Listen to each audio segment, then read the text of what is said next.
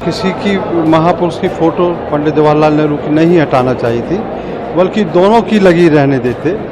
मेरे द्वारा ना इस प्रकार का कोई निर्णय था, ना कोई आदेश था, लिखित अलिखित कुछ भी नहीं था। नेहरू जी की प्रतिमा लगी रहना चाहिए, पहले प्रधानमंत्री हैं, और बाबा साहब की तस्वीर भी होना चाहिए जिन्होंने भारत के संविधान की ड्राफ्टिंग की है। बहुत कुछ भारत के संविधान कमज़ोर लोगों के लिए अधिकार दिए हैं संविधान में, तो बाबा साहब की तस्वीर और नेहरू जी की तस्वीर कंपलसरी होना ही चाहिए। मध्य प्रदेश की राजनीति में शीतकालीन सत्र के साथ जवाहरलाल नेहरू का भी मुद्दा अब गरमाना शुरू हो गया है।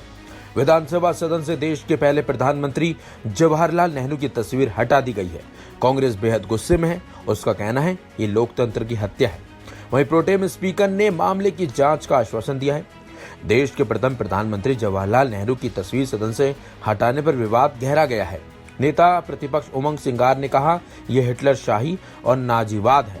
लोकतंत्र को खत्म किया जा रहा है।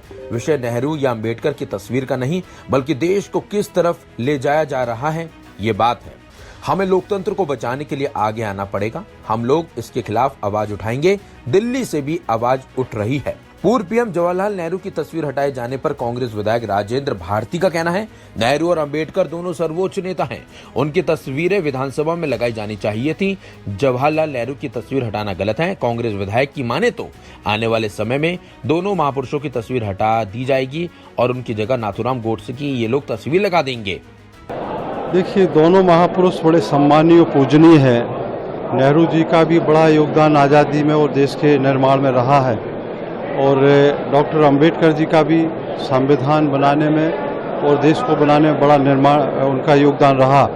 दोनों महापुरुष हैं, और ऐसी किसी की महापुरुष की फोटो पंडित जवाहरलाल नेहरू की नहीं हटाना चाहिए थी, बल्कि दोनों की लगी रहने देते।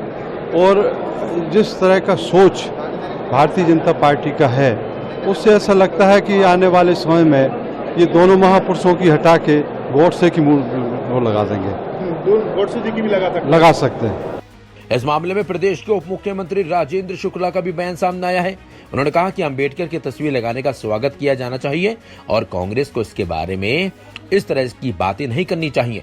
नहीं, ये इस तरह की बातें कांग्रेस को नहीं करनी चाहिए। डॉक्टर अंबेडकर जी की तस्वीर लगाने का तो पहले उनको स्वागत करना चाहिए, क्योंकि संविधान के निर्माता की यदि विधानसभा लोकसभा में तस्वीर नहीं होगी तो फिर कहाँ होगी। संविधान के आधार पर ही तो विधानसभा की सारी कार्रवाइयाँ लोकसभा की होती हैं, तो उनका स्वागत करना चाहिए। जहाँ तक पंडित नेहरू जी की तस्वीर का सवाल है, विधानसभा सचिवालय जरूर सही जगह पर उनकी तस्वीर को लगाने का काम करेगा। वहीं प्रोटेम स्पीकर गोपाल भार्गव का कहना है कि पूर्व पीएम जवाहरलाल नेहरू और BR अम्बेडकर सर्वोच्च नेता हैं, सभी के लिए समान सम्मान है। ये परिवर्तन हुआ था, और उसके पीछे जो भी कारण रहा हो मुझे जानकारी में नहीं है, और इसके बारे में तत्कालीन जो लोग हैं वही स्पष्ट कर सकते हैं। मेरे द्वारा ना इस प्रकार का कोई निर्णय था, ना कोई आदेश था, लिखित अलिखित कुछ भी नहीं था, और इस कारण से मैं इसमें बहुत कुछ बताने की स्थिति में नहीं। भारतीय आदिवासी पार्टी के विधायक कमलेश्वर डोडियार क्या कुछ कहना है, आइए आपको सुनाते हैं। नेहरू जी की प्रतिमा थी, वो भी देश के पहले प्रधानमंत्री थे, लंबे समय तक प्रधानमंत्री रहे हैं, तो उनका भी बहुत योगदान है भारत के निर्माण में।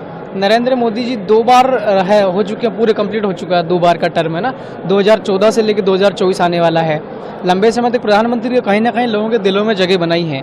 नेहरू जी मेरे ख्याल से 17 साल तक प्रधानमंत्री रहे हैं भारत के, तो उनकी तस्वीर होना चाहिए, और उनकी हटा के अगर बाबा साहब की लगाई है, मेरा ये मानना और कहना भी है आपके मीडिया के जरिए, नेहरू जी की प्रतिमा लगी रहना चाहिए, पहले प्रधानमंत्री हैं, और बाबा साहब की तस्वीर भी होना चाहिए जिन्होंने भारत के संविधान की ड्राफ्टिंग की है।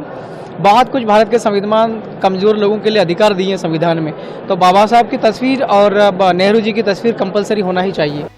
यह मुद्दा लगातार अब गर्माता जा रहा है और कांग्रेस बीजेपी को घेरने में लग गई है। अब देखना होगा कि आगे क्या कुछ होता है। इस खबर में बस इतना ही। अपडेट्स के लिए बने रहिए वन इंडिया हिंदी के साथ।